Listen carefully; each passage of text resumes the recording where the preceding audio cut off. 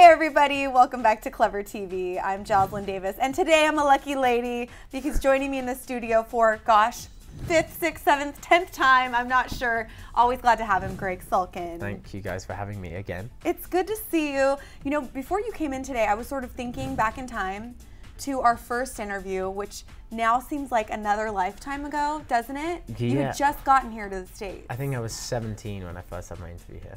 And we were not in the studio. No. And I mean, how has your life changed since you've been here? It's changed obviously a lot. I've grown up. Mm-hmm. You know, I think I've been very fortunate.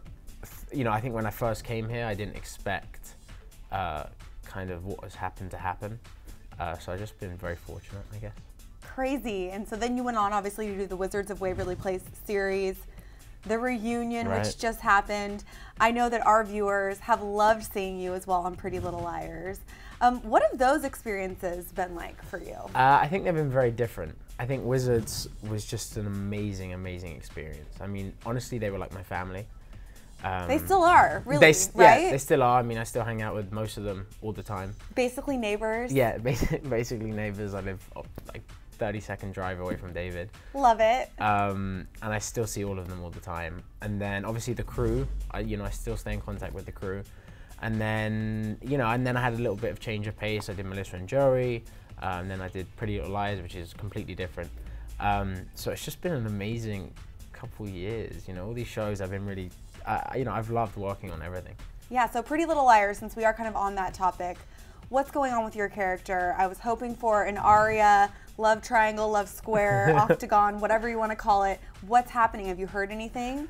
Well, season basically, it got a bit confusing because I had to go and do a Fox pilot, and then they obviously tie you up for a long time and they don't let you do anything else. So I couldn't kind of go back on Pretty Little Liars for a while, and then we just found out last week that unfortunately we didn't get picked up on the Fox pilot. So Wesley and Aria, I guess the fans will just have to keep watching season 4, and then maybe Wesley's going to come back into the picture. Well, you have a lot going on. I know last year I had the pleasure of visiting the White Frog set. That's right. The movie is finally out. What's the reaction been like for that film? It's one of those movies that I would say is kind of like a message movie. You know, it's very unique and it's very interesting. I think that people are going to laugh and cry throughout the movie. And I think they're going to really react well to it because, it's a movie at the end of the day about turning a negative situation into a positive and realizing that everyone's different and kind of accepting people for who they are against their stereotype. So it's been really, it's been great. So what's next for you? What do you want to do next? A lot. I have a movie coming out that I shot just before Christmas. With Sophie Turner from Game of Thrones, who's an absolute sweetheart. And then Risa Funds was also in it, and Jonathan Rhys-Meyers, and it's called Panda Eyes. And we shot that in Barcelona, which was amazing, and we shot it in Wales as well. I know, it's a tough life. What a horrible job, Greg. I know. Wow. And that's coming out in September in Europe, and then it will probably come to the States probably early next year, I think. And it's kind of like a supernatural thriller. That's also based on a book written by Kathy McPhail called Another Me, and that was completely different to anything I've ever done before. I've never done a supernatural thriller. It was, the book was like a spooky ghost story, and now they've kind of like aged it up and made it really dark.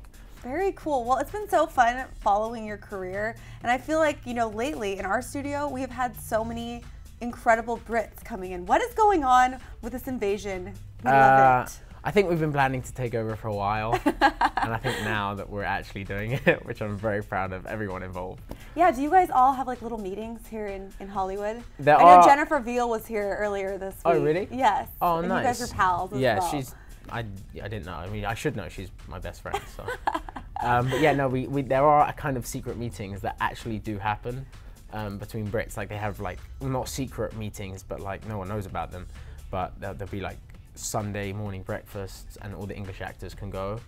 And eat the special English breakfast. Right. With all the various like sausages and everything.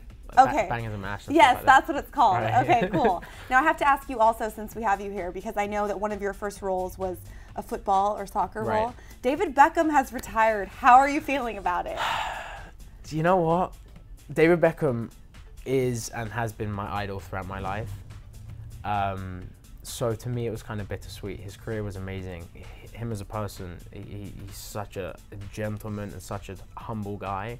And I think that he's been a perfect role model, not just to English, like young, aspiring English footballers, but also to like young people who don't want to be footballers, just the youth in England. I think he's been crucial. So hopefully he kind of continues doing all his charity stuff and influencing the youth in a good way, because he is, in my eyes, a legend. Yes, he is indeed. Okay, last question. Look outside, gorgeous weather, summer is upon us. What are your plans, or what are you hoping to do this summer? Well, actually, I think I'm going to be shooting in Canada. Oh, cool. What are you working on? It's a movie called 1990, which Jason Priestley is executive producing. Stop it. Who's so cool. Brandon Walsh, 90210. Love it. You just freaked out like a girl. I did. I freaked out. I did. And yeah, it's kind of like it's not like a romantic comedy, but it's kind of like a dramedy. And it's really, really cool. I've never done anything in the 90s, and I think that's what kind of I was attracted to about the script, was the fact that relationships have changed so much from the 90s.